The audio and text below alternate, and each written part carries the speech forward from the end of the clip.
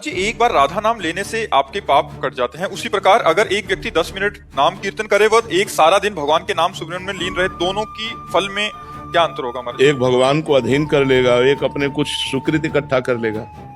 एक दो पाप थोड़ी है, अनंत पाप जमा है। जब से सृष्टि हुई तब से हम यही तो करते रहे, भजन करते रहे थे तो भगवान को प्राप्त हो गए होते। इसका मतलब हमने सिर्फ भजन नहीं किया और सब कुछ किया है।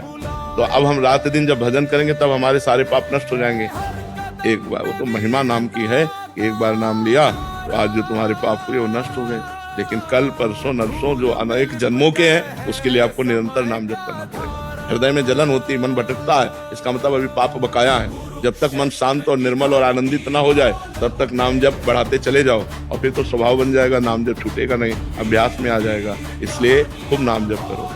जब तक हृदय में भगवदानंद की अनुभूति ना हो जाए तब तक नाम को पकड़ो, फिर नाम तुम्हें पकड़ लेगा। फिर तुम छोड़ना चाहो तो नहीं छोड़ेगा। एक संत के पास एक शिष्य गए और कहा 18 वर्ष से आपका दिया हुआ नाम जप रहा हूं, कोई लाभ तो मुझे दिखाई नहीं दिया।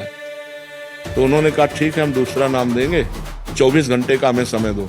तुम हमें गुरु मानते हो? बोले हाँ। बोले तुम्हें हमारी कसम है, अब एक बार भी राम नाम नहीं निकलना चाहिए। कल आना, हम दूसरा तुम्हें नाम दे देंगे। जो ही हटे सो अभ्यास में राम राम। और वो रोने लगे, बोले गुरुजी आपकी कसम तोड़ नहीं सकते लेकिन नाम नहीं छूट सकता। बोले ये मिला है 18 साल 18 साल में ये मिला है कि तुम भगवान का नाम छोड़ नहीं सकते। अब ये तुम्हारा परम कल्याण करेगा, देख लेना। तो हो सकता है हमारे इतने पाप हो कि हम 10-5 वर्ष जपे और हमको कुछ अनुभव में ना हो, लेकिन हमें छोड़ना नहीं चाहिए। जब असत कर्म फल दे के ही रहता है तो सत्कर्म क्यों फल देकर नहीं रहेगा? ये तो भगवान का नाम है, परम आनंद देगा ही। हमको डरना नहीं चाहिए, घबराना नहीं चाहिए, खूब नाम जप करना चाहिए, स्वतः ही हो जाए। जैसे अब पेट भरता है तो हमें स्वतः ही तो अनुभव होता है कि हमारा पेट भर गया, स्वतः ही अनुभव हो जाए। अनुभव गम में भजेंगे इस संता, वो अपने को अनुभव में आ जाता है, हमारा काम हो गया, हमारा काम हो गया, हम अब जन्म मरण से मुक्त हैं। ये अपने को अनुभव में आता है, किसी दूसरे को थोड़ी आता है, ये अपने को तो अनुभव में आता है।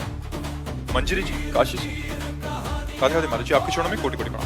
महाराज जी, ये संसार बहुत भयावह लग रहा है। हाँ, आपको ही नहीं लगता, हमको भी लगता है, बहुत भयावह है बहुत भयावह है महाराज जी। इतना ज्यादा चकाचौंध है माया की कि मतलब आसपास के सारे ऐसा लगता है कि पैसे भोग पद आदि के पीछे ही लगे हैं। ऐसे रंगमंच पर नाटक कैसे करें महाराज? नहीं, बढ़िया करना है नाटक, तो बिल्कुल करना है। जब आपको भयावह लगता है तो संसार से प्रीति होगी नहीं, और जब ये सब झूठा लगता है तो इस झूठे में हमें नाटक करने में क्या जाता है? आप हमारे पति हैं, आप हमारे पुत्र हैं, आप हमारे मित्र हैं, आप हमारे संबंधी हैं, हम वैसे व्यवहार करेंगे जैसा हमारा आपके साथ संबंध है। लेकिन हमारा कोई नहीं है, प्रभु के सिवा हमारा कोई नहीं है, कहीं मन नहीं लगता, कुछ अच्छा नहीं लगता, पर नाटक वैसे ही करते हैं। जैसे नाटक में जो रोल मिलता है तो वो सिर्फ पैसे के कारण करता है। अभिनय करने वाला रोल सिर्फ उसका प्रधान उद्देश्य अर्थ होता है। अब अर्थ उसको मिल रहा है इसलिए वो ऐसा घुसकर रोल करता है कि बिल्कुल सामने वाला दर्शक जो है वो उतनी देर के लिए भूल जाता है कि मैं नाटक देख रहा हूँ। एक सही बात सी लगती, रोने वाला हुआ तो रोने लगता है, गुस्सा वाला है तो गुस्सा आ जाता है, वो ऐसा भी नहीं करता है। तो ऐसे ही हमारी फीस है भगवान की प्रसन्नता। हमें क्या चाहिए? भगवान की प्रसन्नता। तो हमें रोल क्या मिला है? मैं किसी की माँ हूँ, किसी की बहन हूँ, किसी की बेटी हूँ, किसी की पत्नी हूँ। जो जिसके लिए जो भाव है वैसे ही भाव का रोल करना है हमको। अगर सही ढंग से नाम जप करके रोल नहीं क्यों? आपके पास एक पुत्र, 2 पुत्र, 4 पुत्र, हमारे 500 पुत्र हैं जिन्होंने माता पिता परिवार सबका त्याग करके केवल मेरे लिए वैराग्य लिया है। तुम अपने पुत्र को जितना चाहती होगी उससे लाख गुना बढ़कर मैं इनको प्यार देता हूँ, क्योंकि आपका हृदय केवल माँ का है, मेरा हृदय गुरु का है, जो हजारों माँ के प्यार को एक साथ रखता है, लोग पर लोग सब सुख देने के लिए इनके लिए। लेकिन आप समझो हमारे रोल में इनको हम अपने जैसा बनाएंगे, इनको मोही नहीं बनाएंगे। मैं कल अगर मर जाऊं तो तुम आजीवन हमारी वाणी के अनुसार चलना, कभी धर्म से विरुद्ध मत चलना, तुम किसी वैभव के गुलाम मत बनना, कभी किसी के गुलाम मत बनना, केवल श्री जी की गुलामी और धर्म पूर्वक चलना, एक एक को ऐसे प्यार से। तो हम रोल कर रहे हैं, वास्तविक तुम मां नहीं हो। अगर आप पूछ रहे हैं कि हमारे हृदय में अगर कोई इच्छाएं हो बट उनकी पूर्ति की मांग ना हमने कभी श्री जी से किया, ना पूरी होने की तमन्ना ही की थी, फिर भी अगर वो पूरी हो जाती है तो इसमें हमारा भजन खर्च होता है? नहीं, वो प्रारब्ध है, वो पूरा हो जाएगा, उसमें चिंता नहीं। जलन होती है कि नहीं होनी चाहिए, नहीं, जलन भी नहीं होनी चाहिए। नहीं, हम आपके हैं, महलों में रखो चाहे झोपड़ी में बास दो, हमें दोनों स्थितियों के लिए तैयार रहना चाहिए कि कभी घी घना, कभी मुट्ठी भर चना, कभी वो भी ना बना।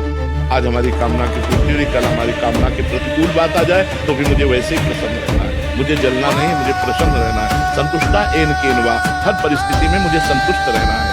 अगर हमारे अंदर कोई कामनाएं हैं और हम भगवान से प्रार्थना नहीं करते और वो पूरी हो जाती हैं तो मुझे हर्षित भी नहीं होना, समान भाव में रहना है। ठीक है, अच्छा है, कोई बात नहीं। कल नहीं पूरी होती, ठीक है, अच्छा है, कोई बात नहीं। हमारी चतुरासी जी की पहली लाइन है, जानती हो क्या है?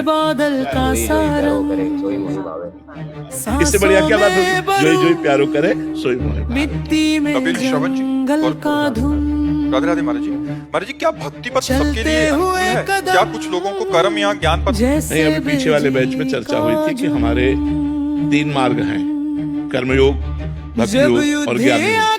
उपासक को देखना चाहिए कि हम किस योग के अधिकारी हैं। अगर कर्म में प्रवृत्ति है तो हमें कर्मयोग का आश्रय लेना चाहिए, भक्ति में प्रवृत्ति है नाम रूप लीला धाम में तो हमें भक्तियों का आश्रय लेना चाहिए, और सर्वस्व त्याग कर एकमात्र अपने आत्मस्वरूप में स्थित होना तो फिर ज्ञान मार्ग का आश्रय चलेगा। हर कर्म भगवान को समर्पित करते हुए नाम जप करो और भगवान की लीला कथा सुनो, बढ़िया बात बन जाए।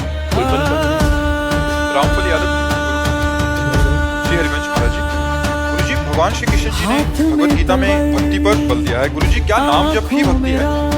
इसी से और सब कुछ करो, नाम जप न करो फिर आप अपना जीवन देख लो, और कुछ न करो केवल नाम जप करो फिर अपना जीवन देख लो। संतों ने कहा है कि सब साधन शून्य है, नाम जप अंक है। अंक विराजमान करके शून्य बढ़ाओ तो 10 गुना पुण्य। एक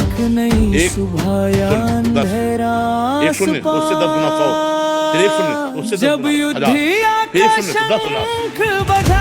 तो शून्य है साधन, वो अंक है नाम। अगर नाम नहीं तो शून्य, नाम तो हर शून्य की एक महत्ता आ जाए, हर शून्य एक अपना अधिकार रखता है। नाम जप करते झाड़ू लगाए, नाम जप करते फावड़ा चलाए, नाम जप करते व्यापार करें, नाम जप करते हुए भगवान की सेवा अर्चना वंदना करें, सब बढ़िया। अगर नाम जप नहीं चल रहा तो फिर भक्ति का स्वरूप क्या है? भक्ति का स्वरूप देवर सिन्हा जी ने वर्णन किया, तदर्पिता अखिलाचारिता तद स्मरणेन परम व्याकुलतेति। हर आचरण भगवान को समर्पित करना और जरा से एक सेकंड के लिए भगवान को भूल जाने पर परम व्याकुल थे। जैसे मछली तड़पने लगती ऐसे हृदय हमारा जलने लगे, मैं कैसे भगवान को भूल गया? समझ पा रहे हो किसका प्रश्न है? तो आप समझ पा रहे हैं, भगवान का स्मरण ही सबसे बड़ी बात है। अगर सब साधन का सुंदर फल यह है, प्रभु पद पंकज रीति निरंतर भगवान की स्मृति में डूबा है। राम राम राम हर समय चल रहा है, आप परम